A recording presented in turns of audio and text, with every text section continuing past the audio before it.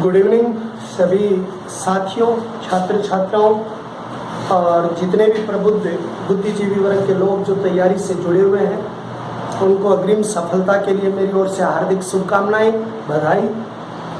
कल हमने 2 part geography का फर्स्ट और सेकंड उसकी भौगोलिक परिदृश्य के बारे में आपको बताए थे। आज हम उस पार्ट के तीसरे हिस्से में चलते हैं और उसके बारे में आपको गहनता से बताते हैं। देखो, वर्तमान राजस्थान जिसमें आज 33 जिले एक साथ संगठित हैं और इस 33 जिलों में एक ऐसा स्वरूप आपके सामने है, उस स्वरूप का निर्माण बड़ी लंबी प्रक्रिया के बाद हुआ है। तो देखिए उस प्रक्रिया में, देखो 26 जनवरी सन 1950 को 25वां जिला बना था और 26 जनवरी 1950 को 25वां जिला बना था सिरोही। लेकिन मैंने एक बात बताई थी कि सिरोही राज्य का जो विलयीकरण हुआ वो 2 चरणों में हुआ था और 2 चरणों में विलयीकरण हुआ क्योंकि माउंट आबू और भीलवाड़ा का विलयीकरण 1 नवंबर 1956 को हुआ। शेष सिरोही का जो विलयीकरण हुआ है वो 26 जनवरी सन 1950 ईस्वी को हो गया था। तो राजस्थान का 25वां जिला बना था, वो बना था सिरोही। लेकिन मैंने एक बात बताई कि माउंट आबू और भीलवाड़ा के साथ अजमेर मेरवाड़ा उस समय चीफ कमिश्नर था और ये जो चीफ कमिश्नर था, तो ये चीफ कमिश्नर 1 नवंबर 1926 को राजस्थान का 26वां जिला बना और वो 26वां जिला बना था वो 1 नवंबर 1956 ईस्वी को बना था 26वां जिला। और 26वें जिले के रूप में प्रमोट जो हुआ था वो अजमेर हुआ था। देखो, ऐसा कहा जाता है कि जिस समय राजस्थान का 1 नवंबर 1956 को जब एकीकरण जब हुआ था, उस समय सबसे छोटा जिला जो था वो डूंगरपुर था। यानी क्षेत्रफल की दृष्टि से सबसे छोटा जिला डूंगरपुर था, लेकिन क्षेत्रफल की दृष्टि से उस समय भी सबसे बड़ा जिला जो था वो बड़े जिले के रूप में कौन से जिला आता था? जैसलमेर आता था। लेकिन उसके बाद 27वां जिला राजस्थान का बना था जो धौलपुर से भरतपुर अलग हुआ था। 15 अप्रैल 1982 ईस्वी को अलग हुआ था। भरतपुर से धौलपुर अलग हुआ था। पहले भरतपुर और धौलपुर दोनों एक ही जिले में शामिल थे, लेकिन भरतपुर से जो धौलपुर जिला अलग हुआ वो हुआ 15 अप्रैल सन 1982 ईस्वी को ये अलग हुआ। और जो ये अलग हुआ तो ये 27वां जिला आपका बन चुका था। 27वें जिले के रूप में ये प्रतिष्ठित हो चुका था। इसके बाद यानी इसका क्षेत्रफल 33 जो इसका क्षेत्रफल था, तो यहाँ पर धौलपुर एक छोटे जिले की संख्या में आ चुका था। डूंगरपुर से छोटा जिला जो था वो धौलपुर बन चुका था। लेकिन एक छोटा सा अंग्रेजी का वर्ड है पीडीआर, और यानी 10 अप्रैल सन 1991 ईस्वी की बात को आप देखेंगे तो 10 अप्रैल 1991 और उस पर एक शब्द आप लिखेंगे पीडीआर। बी का मतलब यहाँ पर एक शब्द बनता 12, डी का मतलब यहाँ एक शब्द बनता दोसा और आर शब्द का यहाँ पर एक शब्द बनता है जिसका अर्थ होता राजसमंद। ये तीनों जिले बने वो 10 अप्रैल सन 1991 ईस्वी को बने थे और बीडीआर के नाम से प्रसिद्ध थे। ये जो जिले बने, ये 3 जिले संगठित होते ही जिलों की संख्या चली गई थी, वो कितनी चली गई थी? 30 चली गई थी। लेकिन यहाँ पर एक नए जिले के रूप में आ गया था दौसा, और दौसा का क्षेत्रफल हो चुका था 2950 और 2950 वर्ग किलोमीटर होने के साथ सबसे छोटा जिला जो था वो दौसा हो गया था। अब कई पुरानी किताबों में पढ़ते हैं कि बच्चे कहते हैं कि नहीं, ये सर दौसा ही सबसे छोटा दिया हुआ क्यों मिलता? वो इसी कारण से मिलता है कि वहाँ पर 2985 इसका क्षेत्रफल हुआ था। लेकिन क्या हुआ कि 1992 ईस्वी के अंतर्गत यानी 15 अगस्त सन 1992 ईस्वी की बात है, तो 15 अगस्त 1992 ईस्वी के अंतर्गत यानी क्या हुआ कि सवाई माधोपुर डिस्ट्रिक्ट था और सवाई माधोपुर क्षेत्र की एक तहसील थी और वो सवाई माधोपुर तहसील थी महुआ। ये महुआ तहसील किसको दे दी गई? दौसा को दे दी गई। कब दी गई? 15 अगस्त को दी गई थी। तो 15 अगस्त 1992 को सवाई माधोपुर की महुआ तहसील दौसा को दी गई और जब ये दौसा को दे दी गई थी तब इसका गठन या इसका जो संगठन हुआ वो बड़ा हो गया था और 2900 से इसका 34 के लगभग यानी इसका क्षेत्रफल जा चुका था, इसलिए यानी कि छोटा जिला धौलपुर रह गया और दूसरे नंबर के जिले के अंतर्गत दौसा जो था वो संगठित हो चुका था। लेकिन 31वां जिला हनुमानगढ़ जिला बना था जो गंगानगर क्षेत्र से अलग हुआ 12 जुलाई सन 1994 को। तो आपका जो अगला जिला जो आपका आता है वो 31वां जिला आता है। 31वें जिले के अंतर्गत आपका जिला होगा वो हनुमानगढ़ होगा। हनुमानगढ़ जिला किससे अलग होगा? गंगानगर डिस्ट्रिक्ट से अलग होगा और गंगानगर डिस्ट्रिक्ट से अलग होगा वो होगा 12 जुलाई सन 1994 ईस्वी जो है उस 94 ईस्वी को हनुमानगढ़ जिला श्री गंगानगर जिले से अलग होकर 32वें जिले के रूप से ये संगठित हो जाएगा या 32वां जिला संगठित होगा। 19 जुलाई सन 1997 को एक जिला और बनेगा और वो बनेगा 19 जुलाई 1997 ईस्वी और 19 जुलाई 1997 ईस्वी को सवाई माधोपुर से एक जिला और अलग होगा, यानी एक जिला और अलग होगा और वो करौली होगा। तो ये जो जिला अलग होगा वो सवाई माधोपुर से होगा और सवाई माधोपुर से जो जिला अलग हो जाएगा उसका नाम क्या होगा? करौली। करौली राजस्थान का 32वां जिला बना। उसके बाद में एक समिति का गठन किया गया था और उस समिति का नाम था परमेश्वर चंद्र समिति। तो उस समिति का नाम क्या है? तो समिति का नाम है परमेश्वर चंद्र समिति का गठन हुआ और इस समिति का गठन किसका था? नए जिलों के गठन के लिए। किसके लिए? नए जिलों के गठन के लिए। और इस परमेश्वर चंद्र समिति की रिपोर्ट में नए जिलों के गठन में कितने थे? 22 जिलों की चर्चा थी इसके अंतर्गत, लेकिन इसने केवल 4 जिलों को स्वीकृति देने की बात कही गई थी क्योंकि राजस्थान के वित्तीय संसाधन थे वो कम थे।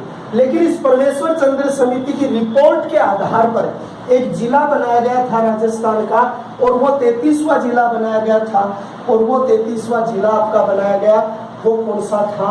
प्रतापगढ़ जिला आपका बना। 33वां जिले के रूप से इनका क्या हुआ था? गठन हुआ था। प्रतापगढ़ डिस्ट्रिक्ट के अंतर्गत कौन कौन सी तहसीलें शामिल हुई थी? तो इसके अंतर्गत उदयपुर की 3 तहसील, चित्तौड़गढ़ की 3 हुई थी, छोटी सातवीं जो क्षेत्र है प्रतापगढ़ और अरनोद, यानी 3 कहाँ से हुई थी? यानी कि चित्तौड़गढ़ क्षेत्र के 3 इलाके शामिल हुए थे। किसके भाई? चित्तौड़गढ़ के। एक तो कौन सा हुआ? अरनोद क्षेत्र हुआ, एक तो ये शामिल हो गया। दूसरा छोटी सादड़ी शामिल होगी, छोटी जो सादड़ी है वो शामिल होगी थी। और तीसरा यानी कि स्वयं जो प्रतापगढ़ क्षेत्र था ये भी उस समय सीता माता अभ्यारण्य वाला जिक्र सुना, ये प्रतापगढ़ उसमें शामिल हो गया। उदयपुर की एक ही थी दहरियाबाद, यानी दहरियाबाद जो है वो सिर्फ एक क्षेत्र था, वो कहाँ से था? उदयपुर से तहसील ली गई थी। और बांसवाड़ा से पिल्लूखूट जो उप तहसील ली गई थी, कहाँ से ली गई थी? बांसवाड़ा से। और बांसवाड़ा से कौन सी थी? पिल्लूखूट क्षेत्र था वो इसमें शामिल किया गया। इस प्रकार 33 जिलों का एक व्यवस्थित गठन हुआ था। लेकिन एक बात कही जाती है यहाँ पर कि श्रीमान अशोक गहलोत जी ने 2013 में जीपी सिंधु समिति बनाई थी, यानी श्रीमान अशोक जी गहलोत हैं उसने 2013 में जीपी सिंधु समिति बनाई थी नए जिलों के गठन के लिए और इसमें नए जिलों के गठन के ऊपर चर्चा आई थी, जिसमें अब जो नए जिले होंगे कोटपुतली, डीडवाना, नीम का थाना, कई जिले आपके यहाँ पर होंगे। लेकिन राजस्थान के ऐसे कितने जिले हैं जिनको 2-2 जिलों की सीमा छूती है कि राजस्थान के कितने जिले आपके आते हैं जिनको 2-2 जिलों की है? तो देखो सर्वाधिक जिलों की सीमा तो छूती है, वो तो पाली को छूती है 8 जिलों की। फिर नागौर की सीमा छूती है, वो छूती है 6 जिलों की। लेकिन ऐसे कितने जिले जिनको 2 की सीमा छूती है? तो आप ऊपर से ही स्टार्ट हो जाओ श्री गंगानगर। अब गंगानगर की एक साइड में तो लगती है किसकी? बीकानेर की, और एक साइड में किसकी लगती है? हनुमानगढ़ की। ये एक ऐसा जिला जिसको 2 जिले नियमित रूप से छूते हैं। दूसरे नंबर पे चलो आप स्टार्ट हो जाओ झुंझुनू। तो झुंझुनू को एक तरफ तो लगती है चूरू की और एक तरफ किसकी सीमा लगती है? सीकर की लगती है। ये आपका दूसरे जिले के रूप में आता है। चलो बांसवाड़ा हो जाओ, तो बांसवाड़ा जिला आपका नीचे आप आते हो तो एक तरफ तो सीमा लगती है किसकी? डूंगरपुर की, और एक तरफ सीमा लगती है प्रतापगढ़ की। क्योंकि आपने यहाँ पर 56 के मैदान का नाम सुना है, जो पहले डूंगरपुर टू बांसवाड़ा था, अब बांसवाड़ा टू कहाँ हो गया, प्रतापगढ़ हो गया। तो ये दो सीमाओं के अंतर्गत, उसके अंतर्गत भाग लेते हैं। फिर धौलपुर जो क्षेत्र को आप लेते हो, तो धौलपुर में एक तरफ तो आ जाता है भरतपुर क्षेत्र आपका शामिल है, और एक तरफ कौरसा जिला शामिल हो जाता है, करौली क्षेत्र आपका शामिल हो जाता है। फिर 12 देखो, एक तरफ कोटा है, एक तरफ झालावाड़ है, तो एक जिला आपका जो 12 है, तो इसका एक तरफ कोटा है और दूसरी तरफ कौरसा जिला है, झालावाड़ जिला है, जो दो जिलों की सीमाओं में छूता है। और एक झालावाड़ है, ये भी दोनों तरफ से, अगर दोनों वहां से आएंगे झालावाड़ है, तो एक तरफ कोटा है और एक तरफ 12 है। ये वो जिले हैं जो दो जिलों की सीमा के साथ जिले छूते हैं। लेकिन एक जिला है पाली, पाली के साथ 8 जिलों की सीमा आपको लगती है। तो पाली के कौन कौन से 8 जिले हैं जिनकी सीमाएं उनके साथ जुड़ती हैं? तो जैसे उदयपुर है, अजमेर है, नागौर है, जोधपुर है, बाड़मेर है, जालोर है और सिरोही है। तो आप एक बार में यहाँ नाम लिख दूं, इसके अंतर्गत राजसमंद है, उदयपुर है, उदयपुर के बाद जालोर है, जालोर के बाद जोधपुर है। यानी जो ये वो जिले में आपके लिख रहा हूँ जो इससे संबंधित है। नागौर है, अगर यहाँ पर जालोर के साथ अगर आप एक राजसमंद, उदयपुर, जालोर, जोधपुर 1 2 3 4 और नागौर सहित कितने हो गए? 5 हो गए। उसके बाद में बाड़मेर है, इसके बाद में जो अगली सीमा आपकी लगेगी वो किसकी लगेगी? बाड़मेर की लगेगी। उसके बाद आपकी सिरोही है, उसके बाद में आपकी सिरोही है और अजमेर है। ये देखिए आपके कितने हो गए? 4 और 4 8। ये 8 ऐसे जिलों की सीमा लगती है। वो किससे लगती है? वो लगती है आपकी पाली क्षेत्र जो आपका है उससे इसकी क्या लगती है? सीमा लगती है। देखो किसी भी कंपटीशन का कोई शॉर्टकट नहीं होता, कोई शॉर्टकट ऐसा नहीं होता जिसमें आप ये महसूस करके लिख दो कि भाई आप इस तरीके से इसको कर देते हो।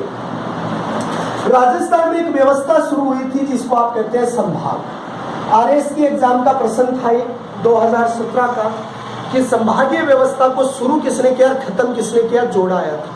देखो संभागीय व्यवस्था पहली बार शुरू हुई थी, वो हुई थी 7 अप्रैल 1949 ईस्वी को। यानी संभागीय व्यवस्था कब शुरू हुई? 7 अप्रैल सन 1949 ईस्वी को संभाग व्यवस्था हुई। और उस समय इसके अंतर्गत कितने संभाग थे? 5 संभाग थे। क्यों? क्योंकि अजमेर मेरवाड़ा उस समय, याद रखने लायक बात है, चीफ कमिश्नरी के अंतर्गत आते थे। डॉक्टर लोनी जो थे चीफ कमिश्नर के रूप में लागू हुए, जो मैंने पूर्व वीडियो में आपको यहाँ पर ये बातें बताई थी। अब क्या हुआ कि 15 अगस्त सन 1962 ईस्वी, जब 1 नवंबर 1956 को जब संभाग थे वो 6 बन गए थे, क्योंकि छठा संभाग जो है वो अजमेर 1 नवंबर 1956 को हो गया था। लेकिन इस संभागीय व्यवस्था को खत्म किसने किया? तो किया 15 अगस्त सन 1962 को। किसके द्वारा किया गया था, इसे समाप्त किया गया? तो उस व्यक्ति का नाम था मोहनलाल सुखाड़िया। किसने किया था भाई? मोहनलाल जी सुखाड़िया ने किया था। ये मोहनलाल जी सुखाड़िया है, इसे क्या कहा जाता है भाई? आधुनिक राजस्थान का निर्माता कहते हैं। आज तक राजस्थान में लगातार 17 वर्ष तक राजस्थान के क्या रहे थे? सीएम रहे थे। सुखाड़िया सर्किल जो आपका उदयपुर में है, मोहनलाल सुखाड़िया विश्वविद्यालय भी उदयपुर में, 15 अगस्त ने इसको खत्म कर दिया। कि इसका मुख्य कारण क्या दिया कि वित्तीय संसाधनों के अभाव में इस व्यवस्था को संचालित करना है वो संभव नहीं है। लेकिन 26 जनवरी को इसे दोबारा लागू किया गया। 26 जनवरी सन 1987 को राजस्थान में किसकी सरकार थी? हरदेव जोशी की सरकार थी। और हरदेव जोशी सरकार ने सन 1987 ईस्वी के अंतर्गत इस संभागीय व्यवस्था को पुनः लागू कर दिया गया था। और इस समय जो 1987 को जब संभागीय व्यवस्था के रूप में लागू किया गया, तो यहाँ पर एक नया संभाग बनाया गया था, वो अजमेर था। एक बात मैं आपकी क्लियर कर दूं, एक बार पुनः बता दूं कि 7 अप्रैल 1949 को 5 संभाग है, लेकिन जब छठा संभाग बना वो अजमेर बना, लेकिन वो 1 नवंबर 1956 को नहीं बना भाई। ये बात मैं पुनः क्लियर कर दूं, अगर मैंने बोलते समय अगर इसको सीधा बोल दिया हो तो इस समय अजमेर का गठन नहीं किया गया था भाई। इस समय सिर्फ अजमेर जिला बना था, संभाग सिर्फ 5 थे। संभाग सिर्फ कितने थे? 5 थे। जब 26 जनवरी 1987 को हरदेव जोशी सरकार आई थी, उस समय एक नया संभाग बनाया गया, किसको? अजमेर को। और अजमेर में 4 जिले उस समय रखे गए। अजमेर स्वयं रखा गया, नागौर रखा गया, भीलवाड़ा रखा गया और टोंक रखा गया। कौन कौन सी रखे गए? टोंक रखा गया, भीलवाड़ा रखा गया, अजमेर रखा गया, और यानी कि लास्ट में जो स्थान इसको इनमें दिया गया था वो किसको दिया गया था? नागौर को दिया गया था। ये 4 जिले अजमेर संभाग के अंतर्गत रखे गए थे। लेकिन फिर 4 जून 2005 को 7वां संभाग बना था। तो कितनी जून को बना था? यानी कि जून 2005 को, यानी कि नए संभाग के रूप से बना। 4 जून इसकी तारीख आती है, और उसमें एक नया संभाग बनाया गया था।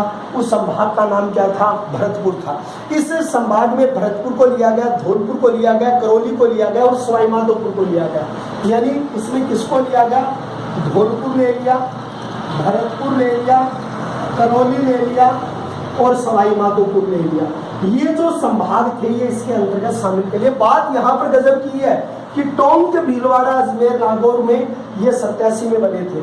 लेकिन 4 जून 2005 को भरतपुर, धौलपुर, भरतपुर, करौली और सवाई माधोपुर जो क्षेत्र है, इन सवाई माधोपुर क्षेत्र को संभागीय व्यवस्था में शामिल करके भरतपुर बना।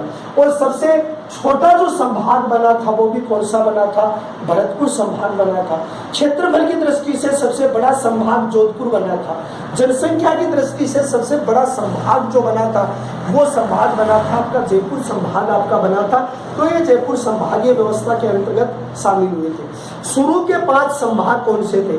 जैसे आपका जयपुर था, जोधपुर था, उदयपुर था, बीकानेर था, कोटा था। ये आपके संपूर्ण जो थे वो शुरुआती संभाग के रूप में लागू हुए थे। तो आपके शुरू के संभाग ये थे, और आज के जो संभाग है उनमें सबसे छोटा संभाग भरतपुर है। वसुंधरा राजे सिंधिया जी के द्वारा इसको लागू किया गया था। वह संभाग जिसमें सभी जिले अंतर्राष्ट्रीय सीमा का निर्माण करते हैं तो भरतपुर है। एक बार गौर से देखना, वह संभाग जिसके सभी जिले अंतर्राज्यीय सीमा का निर्माण करते हैं। धौलपुर भरतपुर की यूपी को सीमा लगती है, करौली की सीमा जो मध्य प्रदेश को लगती है, सवाई माधोपुर की मध्य प्रदेश को लगती है।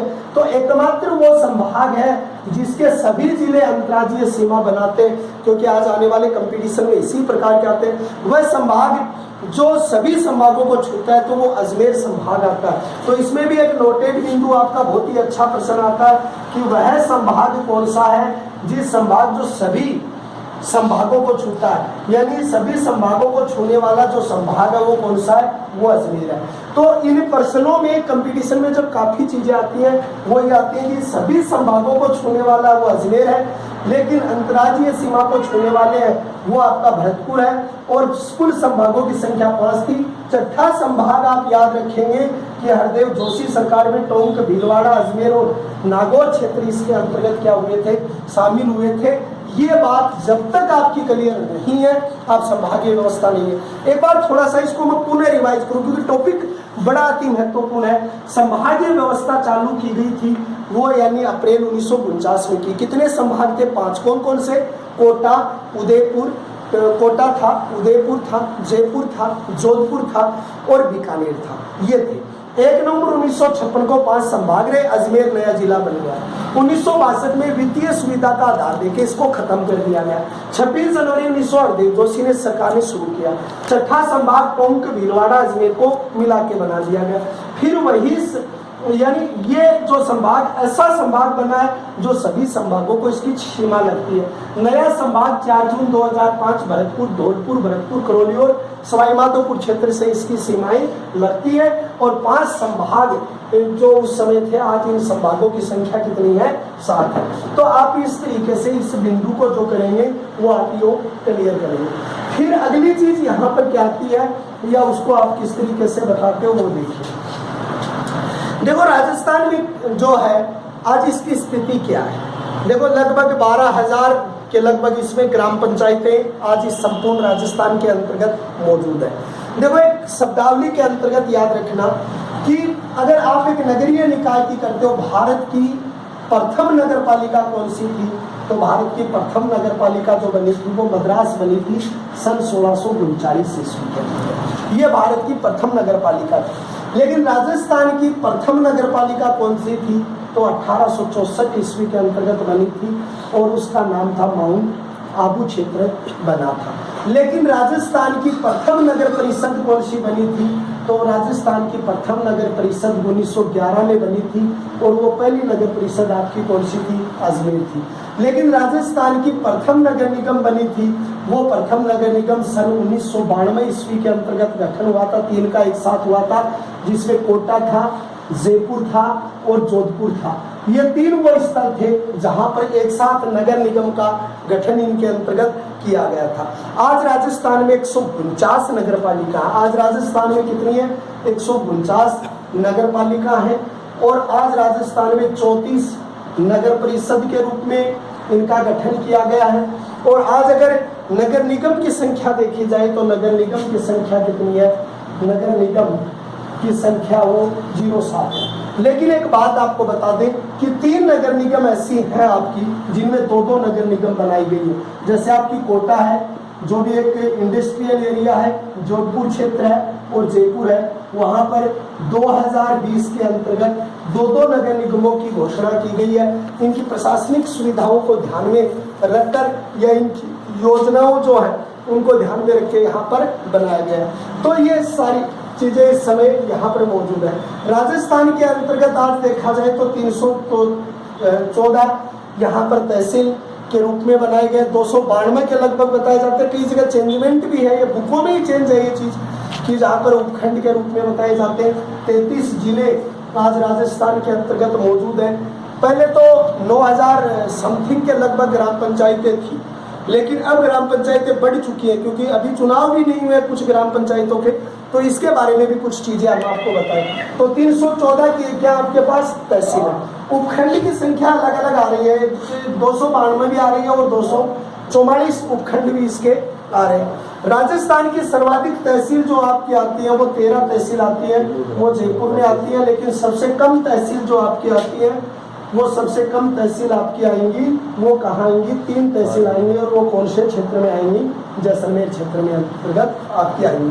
नगर पालिका सर्वाधिक जो कम तो जैसलमेर में है ही, लेकिन नगर पालिका यहाँ से पूछा जाता है तो झुंझुनू डिस्ट्रिक्ट है जिसमें सर्वाधिक 9 नगर पालिकाओं का गठन है, जिसके अंतर्गत जैसे बिसाऊ में नगर पालिका आपकी है, पिलानी में नगर पालिका है, चिड़ाव में नगर पालिका है, झुंझुनू खैर नगर परिषद में आ गया, नवलगढ़ में नगर पालिका, उदयपुरवाटी में नगर पालिका, मंडावा में नगर पालिका।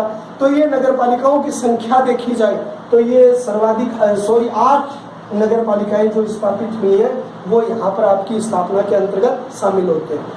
लेकिन सर्वाधिक 2 चीजें आती हैं।